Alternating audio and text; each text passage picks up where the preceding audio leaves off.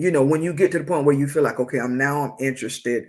What does it take? Do you want to have a conversation with them on a regular Oh, basis to yeah. see So if like, you go further to take them out to a restaurant?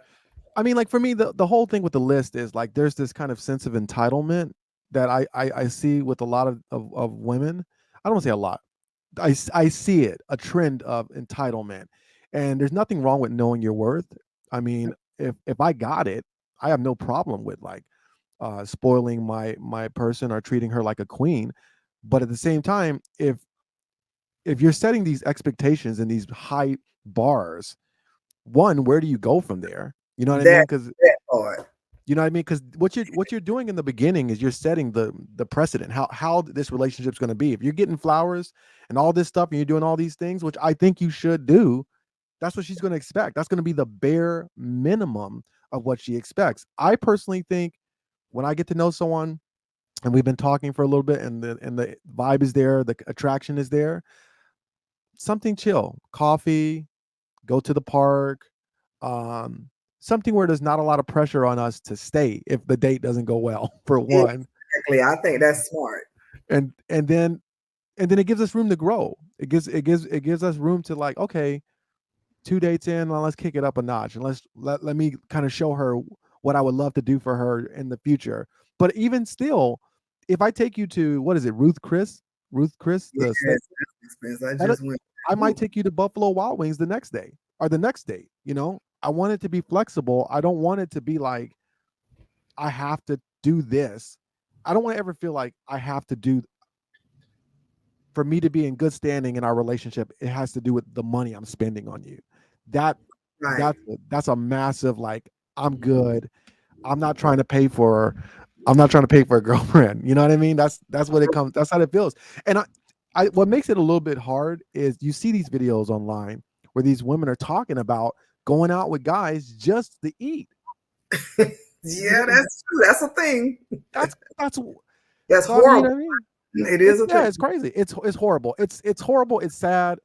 Um, and it just kind of breeds this like circle of like guys trying to get over on women and taking advantage of women more often than not physically, trying to use their bodies, and women trying to take advantage of men more often than not financially, and just kind of and everyone's just trying to drain the resources from each other.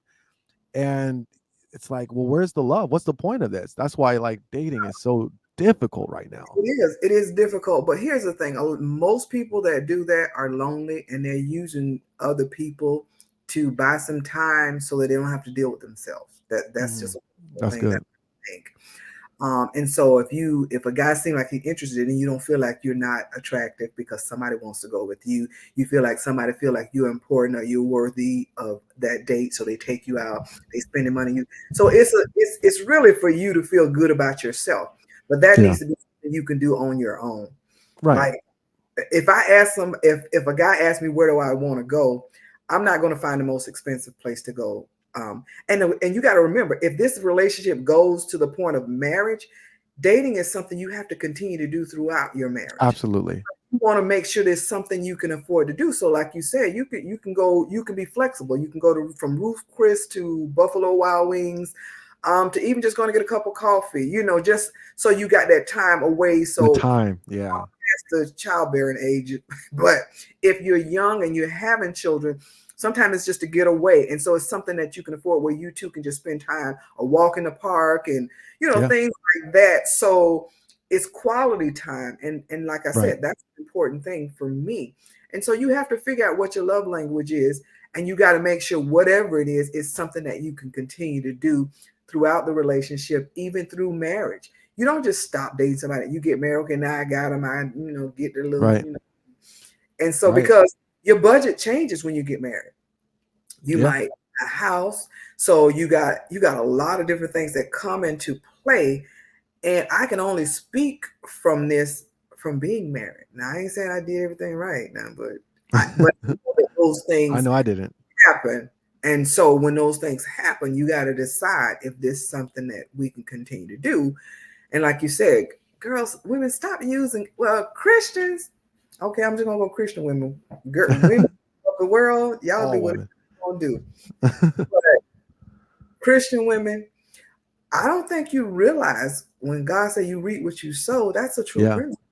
It doesn't mean that, okay, well, he buy me a meal, I gotta buy him a meal kind of thing. It just means good for good, bad for bad.